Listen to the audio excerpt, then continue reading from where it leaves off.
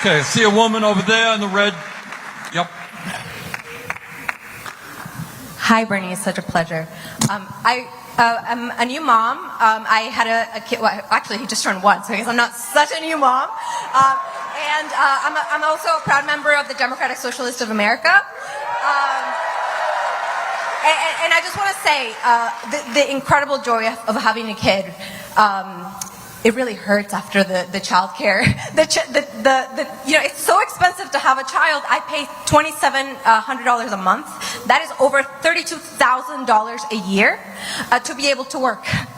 And I would love for Zohran to give us let us know what it is that he needs from people like me, working parents.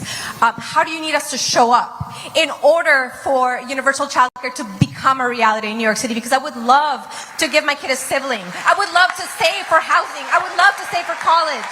But I cannot do that under the current conditions. Thank you so much. You know, Bernie was saying earlier that we have to feel the depth of these statistics that we often grow numb to. We recite them, we read them, we know them, and yet we often do not feel them. How much money did you say you spend a year on childcare? Over $32,000. Over $32,000. That is more money than if Diana sent that same kid 18 years from now to Brooklyn College. That is more money. And that is why, after housing, childcare is the leading cost that is pushing New Yorkers out of this city, pushing them out of this state. Now, there will be many who will say that an agenda that seeks to meet the needs of working people is too ambitious. Those were the same people who told us we could never have universal pre-K in New York City. Now, it is a fact of life.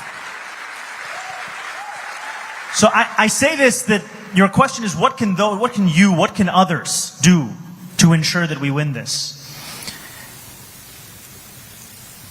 Do not stop organizing. You know, Diana said she's a member of NYC DSA.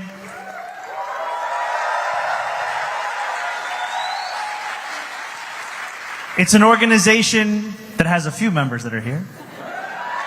It's an organization that I've been a member of. And it's an organization that's also tabling right here at this event. And if you don't know more about it, you should go and talk to them. And I would tell you to join an organization, join DSA, join any organization that continues to remind you that you will be the ones to deliver this change. Because there's, as Bernie has said, there are myths we have been told about our politics. Myths about waiting and trusting the experts. But when you ask the experts to show their work, it is the life that we live today. It is time for people to understand that politics is not something that we have, it's something that we do. And for people to understand that all of you in this room, we are all leaders together.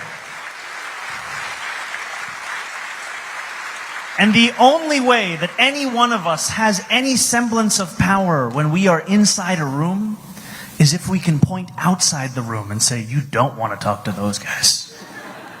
You don't want to talk to the people across this city and this state who are demanding this. That the demands we bring forth, they are not just our own personal fixations. They are reflections of the needs of working class people who are unwilling to wait any longer.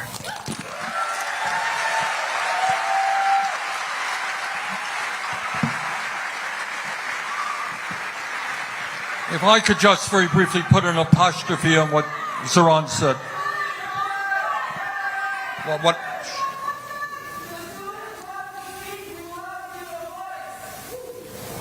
I'm sorry.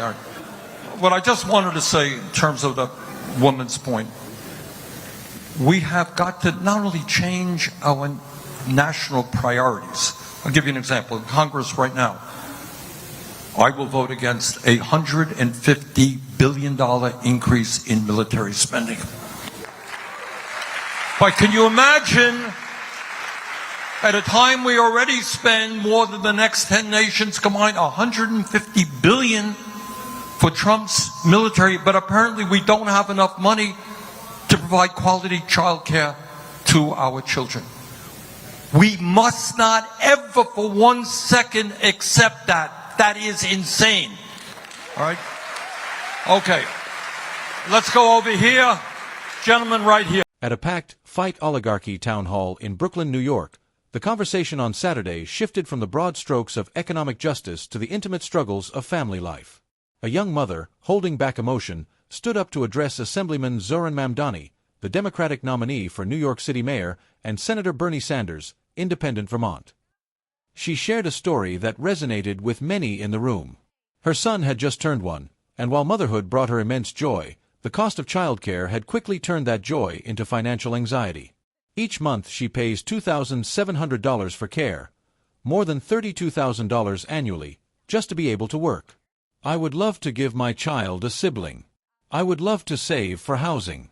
I would love to save for college, she said, but I cannot do that under the current conditions. The crowd stirred as her words hit home. Her situation is not unusual. Across New York, working parents face a crushing financial reality. Childcare costs often exceed the price of rent or even college tuition, leaving families with impossible trade-offs. Mamdani seized on her testimony, using it as an example of how skewed the city's priorities have become. He noted that after housing, childcare is the single largest expense forcing families out of New York.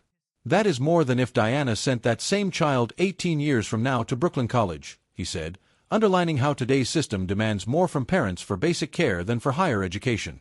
The Assemblyman also reminded the audience that bold reforms once thought unattainable, like universal pre-K in New York City, are now part of daily life. They told us it couldn't be done, he said, but it was won through organizing and persistence.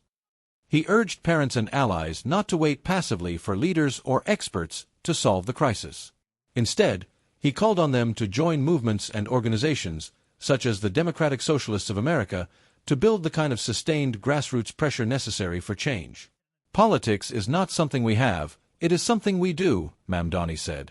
The only way any of us have power in these rooms is if we can point outside and say, the demands we bring forth aren't just our own, they come from working-class people across the city who will no longer wait.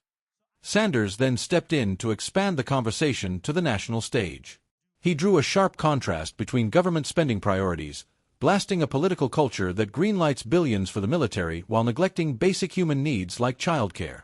Congress is about to approve a $150 billion increase in military spending, Sanders said, shaking his head. We already spend more than the next 10 nations combined.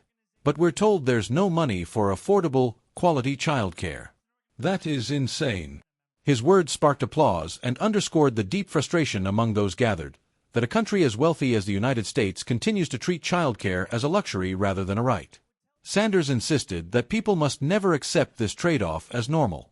The mother's story and the responses it drew framed childcare not just as a personal burden but as a political and moral question. For families, the stakes are immediate, whether they can have more children, keep working, or stay in the city they call home. For leaders like Mamdani and Sanders, the issue speaks to a broader reordering of national priorities. As the town hall moved on to other questions, the message lingered. Affordable childcare is not beyond reach, but it will take collective action and a willingness to confront entrenched political choices. For parents like the woman who spoke, the hope is that her voice, joined with many others, can help transform her private struggle into public policy.